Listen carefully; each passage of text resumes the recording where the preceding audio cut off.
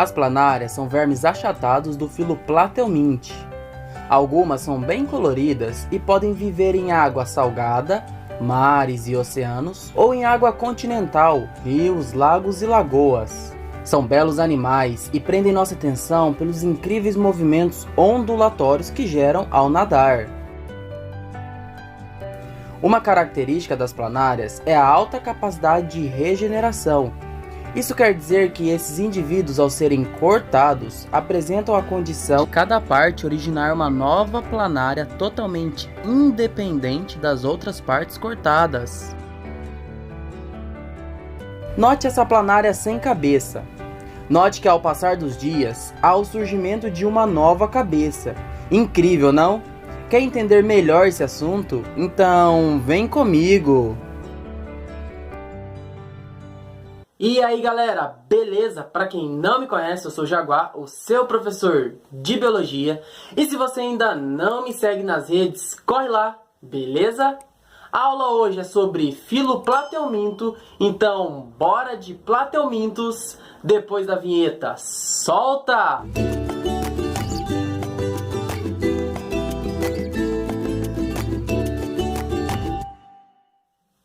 Antes de começar a estudar esse filo, vamos falar primeiramente quem são os principais representantes dele. Vamos começar falando das planárias, que são animais maravilhosos, podem ser coloridos, lindos, poderosos, incríveis. E essa planária aqui, ela é a planária mais recorrente em aulas, em livros didáticos. Um outro representante desse grupo são os esquistossomas. Olha ele aqui, ó. Ah, e não podemos esquecer, é claro, das tênias, que também são indivíduos característicos desse grupo. Bem, nessa aula de Platelmintos a gente vai estar estudando as características gerais desse filo. Em seguida a gente vai ver os sistemas que esse filo apresenta e os sistemas que esse filo não apresenta. Depois a gente vai estar vendo a diversidade, ou seja, quais as classes que compõem esse filo tão maravilhoso. E por último, e claro, não menos importante, não mesmo, nós estaremos vendo a reprodução desse filo sensacional, desse filo dos vermes achatados, dos Platelmintos. Então, bora de característica geral. Vamos começar falando então de características gerais. E a primeira característica que eu vou falar é em relação ao corpo desses indivíduos. Esses indivíduos são vermes achatados, também chamados de vermes chatos. Ai, professor, o que isso quer dizer? Vermes chatos são os platelmintos que apresentam o corpo achatado dorso-ventralmente, ou seja, ocorre um achatamento do corpo desses animais do dorso para o ventre. Por isso que é chamado de achatamento dorso-ventral. Existem alguns animais que apresentam outro tipo de achatamento no corpo, que é chamado de achatamento latero-lateralmente ou latero-lateral. Mas os platelmintos apresentam um achatamento dorso-ventral. Os platelmintos são indivíduos aquáticos em sua grande maioria, podendo ser de águas continentais, águas doces, ou também podendo ser de água salgada. Mas existe uma minoria que são terrestres. Só que mesmo esses indivíduos terrestres, esses platelmintos terrestres, precisam viver em ambientes extremamente úmidos, extremamente cheios de água para poder sobreviver. Esses animais podem ser de vida livre, ou seja, viver por aí na natureza sem gerar dano, mal nenhum para nenhum outro organismo, ou podem ser parasitas, como a tênia, por exemplo. Uma característica geral desse grupo é a alta, enorme capacidade de regeneração que os indivíduos desse filo possuem, como vimos no início desse vídeo aqui. Esses vermes chatos apresentam uma novidade evolutiva que é sensacional, que é a cefalização, ou seja, o início ou a formação de uma cabeça com a centralização do sistema nervoso nela. Essa novidade evolutiva, ela sempre cai nas provas, então fica ligado na cefalização, viu? Os platelmintos são triblásticos, ou seja, eles apresentam os 3 folhetos embrionários, que são endoderme, mesoderme e ectoderme. Mesmo possuindo os 3 folhetos embrionários, os platelmintos não apresentam celoma, que é aquela cavidade que tem dentro do corpo do animal, que é totalmente revestido pela mesoderme.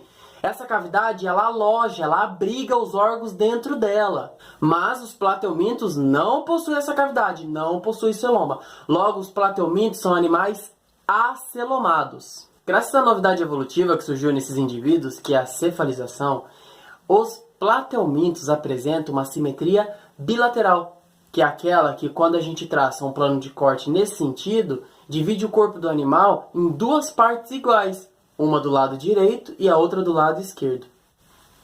Peraí, você não está entendendo que é animal triblástico, acelomado, simetria bilateral? Então pausa essa aula rapidinho, corre lá na aula de Introdução à Zoologia com enfoque nos plateumintos, assiste aquela aula para você formar um conhecimento bem bacana nos conceitos básicos da zoologia e volta a estudar essa aula. Agora, se você está compreendendo tudo até aqui nessa aula, então bora de sistemas agora. Bem, vamos falar de sistemas agora. Os plateumintos apresentam 3 sistemas. Eles são o sistema nervoso, o sistema digestório e olha uma novidade aí, ó, eles apresentam o sistema excretor. Os plateumintos não apresentam sistema respiratório e sistema circulatório. Vamos conversar melhor sobre os sistemas que esses indivíduos possuem e os sistemas que eles não possuem? Bora lá! Os plateumintos apresentam um sistema nervoso do tipo ganglionar, ou seja, inicia-se uma organização e uma aglomeração das células nervosas em um centro, que no caso, esse centro são os gânglios. A cefalização é uma característica do sistema nervoso dos plateumintos, que nada mais é do que a formação de uma cabeça. Nessa cabeça tem um centro de organização e de integração de células nervosas, que forma um gânglio, que na realidade são 2 gânglios, e a gente vai estudar isso daqui a pouco numa imagem. Uma outra característica do sistema nervoso é os ocelos, que são estruturas fotossensoriais que alguns plateumintos apresentam. Uma estrutura fotorreceptora é uma estrutura que consegue captar a luz no ambiente que o indivíduo está vivendo. Graças aos ocelos, as planárias, por exemplo, que é um exemplo de plateuminto que apresenta os ocelos, elas conseguem identificar se existe luz no ambiente que ela está vendo ou se não existe luz no ambiente que ela está vivendo. Se existe luz, as planárias fogem da luz, elas não gostam de luz. E como que elas sabem se existe luz ou não naquele ambiente? Devido aos ocelos, que não são olhos. Bem, quer entender melhor esse sistema nervoso? Então, bora ver uma imagem. Essa imagem ela está representando o sistema nervoso ganglionar de uma planária. Perceba que existem 2 gânglios cerebrais na parte da cabeça dessa planária, que aqui está escrito gânglio cerebroide, beleza? Galera, notem também que existem 2 cordões longitudinais, beleza? Às vezes isso cai em vestibular, então se atentem a isso. E note também que existem alguns nervos transversais.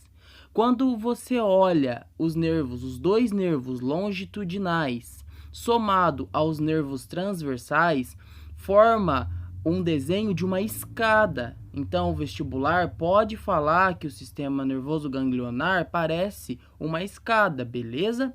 É em escada, fechou? Então, vamos repetir, olha lá, ó, tem 2 gânglios cerebrais, 2 cordões nervosos longitudinais e vários nervos transversais. Lembrando que os ocelos estão nessa região dos 2 gânglios. Assim como nos quinidários, os plateumintos apresentam um sistema digestório incompleto, ou seja, eles apresentam somente uma abertura para a comida entrar e para aquilo que não for digerido sair, que é a boca. Então, os plateumintos, assim como os quinidários, apresentam somente boca e não apresentam ânus. Isso configura o sistema digestório nesse filo sendo incompleto. Quer entender melhor? Então, bora ver uma imagem. Então, esses indivíduos apresentam um sistema digestório incompleto, ou seja, eles apresentam somente boca e não apresentam ânus. Esses indivíduos apresentam uma faringe que é protátil, ou seja, essa faringe ela consegue sair da boca, ela consegue ser ejetável para fora. Você já ouviu falar de metabolismo? Bem, você sabe que o nosso corpo, o corpo dos seres vivos, o corpo dos animais, eles apresentam inúmeras reações químicas. E o conjunto dessas reações químicas, a gente dá o nome de metabolismo. E fruto desse metabolismo são vários metabólitos, várias excretas, várias substâncias danosas para o nosso corpo que a gente tem que eliminar, mandar embora. E qual sistema que faz isso? Qual sistema que manda para o ralo essas substâncias que são danosas para as nossas células? O sistema responsável por eliminar essas excretas metabólicas é o sistema excretor. Então, quando a gente vai lá dar uma boa de uma urinada, a gente, além de estar liberando excesso de água, a gente também está liberando inúmeras e inúmeras excreções que fariam mal para o nosso corpo. Bem, mas como que é o sistema excretor dos plateumintos? Os plateumintos, eles apresentam uma rede de túbulos dentro do seu corpo. E esses túbulos a gente chama de protonefrídeos. E esses protonefrídeos, eles apresentam células características desse sistema, que são as células flamas. As células flamas, elas apresentam flagelos. E o bater desses flagelos, que pode aparecer na sua prova como cílios, o bater desses cílios, desses flagelos, é o responsável por eliminar as excretas metabólicas desses animais. Quer entender melhor? Já sabe, né? Vão? Então, o sistema excretor desses indivíduos apresenta um conjunto de túbulos que é chamado protonefrídeo, como a gente já viu. Só que o interessante desse sistema excretor, além dos protonefrídeos, são as células flama. Galera, isso cai bastante nas provas. As células flamas, elas apresentam cílios, elas apresentam flagelos. E graças ao movimento desses cílios e o movimento desses flagelos, ocorre a excreção nesses animais. Lembrando que excreção é um processo pelo qual os indivíduos precisam passar para poder eliminar suas excretas nitrogenadas que fazem mal às nossas células. Quando nós comemos, a gente ingere muitos nutrientes. Espero que você esteja comendo legumes, viu? E esses nutrientes, eles precisam chegar nos diversos tipos de órgãos e tecidos do nosso corpo. Como que isso ocorre em nós? A gente tem um sistema circulatório fechado, né, que é o nosso sangue maravilhoso, o nosso coração, nossos sistemas de artérias e veias, que é encarregado por sair distribuindo para todo o nosso corpo, tecidos, órgãos, esses nutrientes. Mas e os plateumintos? Vocês acham que eles têm sistema circulatório?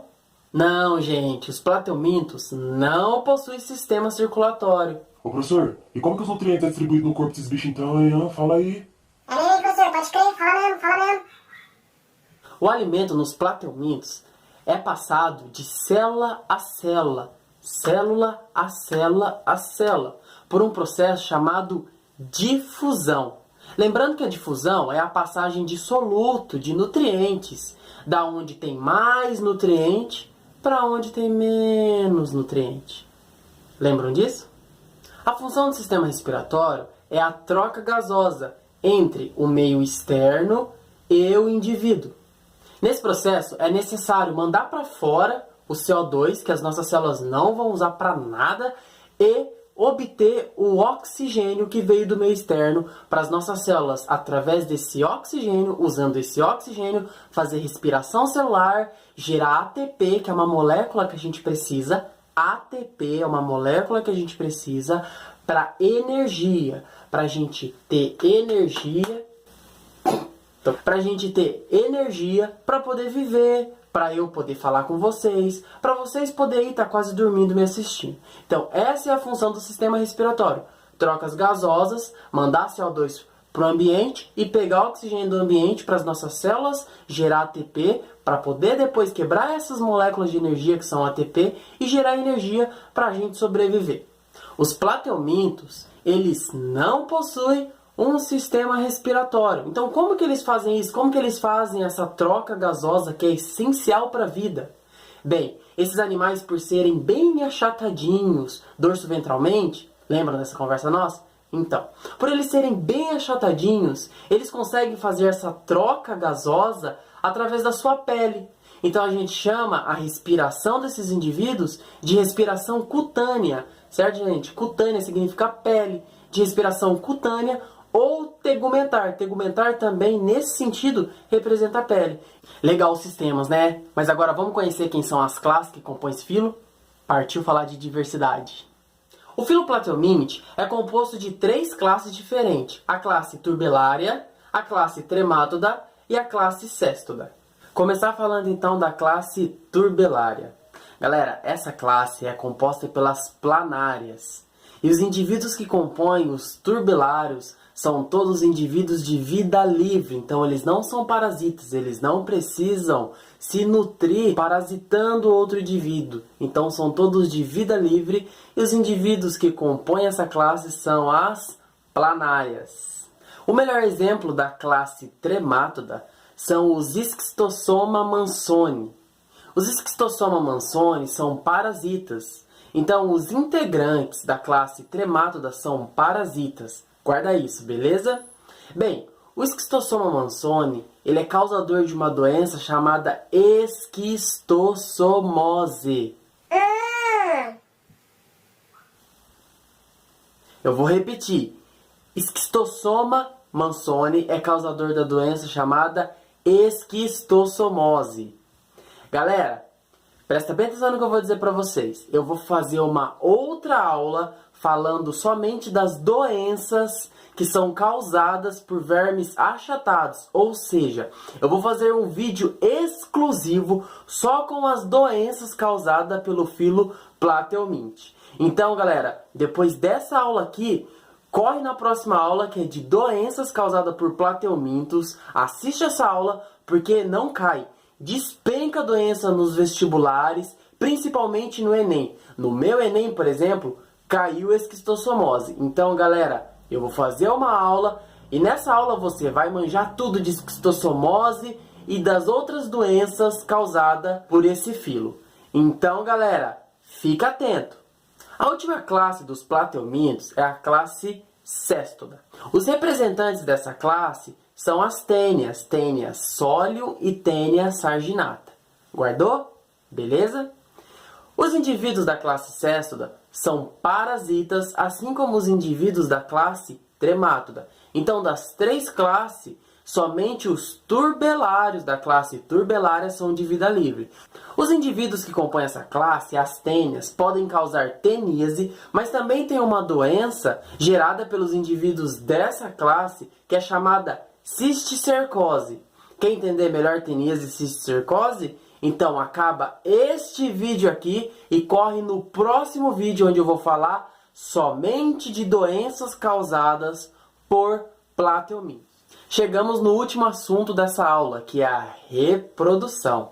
Bem, os plateumintos, eles apresentam a reprodução assexuada e assexuada. Lembrando que uma reprodução assexuada é uma reprodução que gera indivíduos clones. Já a reprodução sexuada é aquela reprodução onde há mistura de material genético. Vamos entender cada uma delas? Vamos começar falando então de reprodução assexuada. A reprodução assexuada ocorre em algumas planárias de pequeno porte. Essa reprodução assexuada nas planárias recebe o nome de fissão, que na realidade nada mais é do que quando há um corte em uma planária dessa de pequeno porte e cada parte que foi originada desse corte dá origem a uma nova planária. Vamos falar de reprodução sexuada agora. Bem, vamos começar falando das planárias. A reprodução sexuada nas planárias ocorre da seguinte forma. Na hora da cópula das planárias, nheco-nheco, quando elas vão fazer amor, essas planárias, elas trocam espermatozoide. Isso quer dizer que uma planária dá espermatozoide para outra e a outra dá espermatozoide para uma. As planárias são monóicas. Ser monóico é a mesma coisa que ser hermafrodita. Ser hermafrodita é a mesma coisa que ser monóico. E o que isso quer dizer? Bem, isso quer dizer o seguinte. As planárias, elas apresentam os 2 sistemas reprodutor nela. Tanto o sistema masculino quanto o sistema reprodutor feminino. Isso quer dizer que todas as planárias produzem espermatozoide. E todas as planárias também produzem o óvulo. Então, quando uma planária vai copular com a outra, elas trocam entre si espermatozoide, porque elas são hermafroditas, porque elas são monóicas. Vou falar um pouco sobre os tremátodas. O Schistossoma mansoni, ele é dioico. Então, tem o macho com o sistema reprodutor masculino e a fêmea com o sistema reprodutor feminino. Então, os Schistosoma mansoni são dioico. Só que eles não são só dioico. Olha só, vamos repetir. A gente até agora aprendeu a diferença de um indivíduo monóico e o indivíduo dioico. Agora eu vou apresentar um outro conceito para vocês, que é o de dimorfismo sexual. Ai, professor, tava bom demais pra ser verdade, né? Não, galera, não é difícil. Dimorfismo sexual é quando anatomicamente o macho e a fêmea são bem diferentes.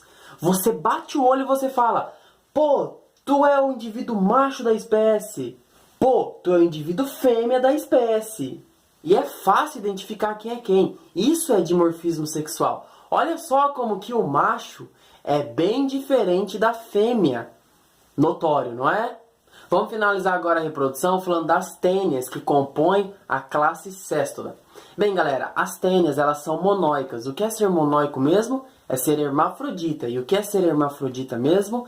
É um indivíduo possuir nele os dois sistemas reprodutor, o masculino e o feminino. Beleza? E as tênias, tanto a tênia solium quanto a tênia sarginata, as duas tênias são hermafroditas, são monóicas. E elas têm a capacidade de se autofecundar. Bem, mas como isso acontece? Pensa só. Se um indivíduo tem o sistema reprodutor masculino e o sistema reprodutor feminino em si, ele consegue se autofecundar. Ai, professor, então é só ser monóico que consegue se autofecundar, é isso? Não, galera, isso não é uma regra. Por exemplo, as planárias são monóicas, são hermafroditas, mas as planárias não conseguem se autofecundar. Por isso que precisa de duas planárias na cópula trocando espermatozoide entre si. Beleza? Então, planária é monóico, mas não faz autofecundação. Já as tênias, tanto tênia sólio quanto sarginata, são monóicas, assim como as planárias, e fazem a autofecundação. Beleza? Então, tênia faz autofecundação e é monóica. Bora resolver um exercício agora para fixar melhor o conteúdo. O exercício diz assim, ó. Os plateumintos são animais que apresentam um corpo achatado e sua espessura, quase desprezível, proporciona uma grande superfície em relação ao volume, o que lhes traz vantagens. A forma achatada desses animais relaciona-se diretamente com a ausência dos sistemas tananã, tananã. Então, esse exercício, ele quer saber quais sistemas os plateumintos não possuem. Então, vamos começar pela alternativa A. Ó. Os plateumintos não apresentam o sistema digestivo excretor? Mentira, eles apresentam o sistema digestivo excretor. B. Os plateumintos não apresentam o sistema respiratório e circulatório? Exatamente, alternativa B. Os plateumintos não apresentam o sistema respiratório, logo eles fazem uma respiração cutânea e não apresentam sistema circulatório, então os nutrientes passam por difusão de célula a célula. Alternativa C, excretor circulatório, apresenta sistema excretor. D, digestivo e secretor. Os plateumintos apresentam digestivo e excretor nervoso, apresenta o sistema nervoso. Então, alternativa B para essa questão. Era isso que eu tinha preparado para vocês, espero que vocês tenham gostado. E claro, se vocês gostaram desse vídeo, deixa aquele joinha, se inscreva aqui no canal e claro, compartilha esse vídeo com todos os seus amigos, beleza? Ah, antes que eu me esqueça, agora que você terminou esta aula aqui, corre lá na aula de doenças causadas por plateuminto para vocês entenderem tudo de esquistossomose, teníase e cisticercose, beleza? Aí sim vocês vão estar pronto, preparado, vão estar com um conhecimento consolidado nessa matéria para poder detonar nas provas de vestibulares e, claro, no Enem, porque cai muito no Enem. Foi um prazer estar aqui com vocês. Valeu! Fui!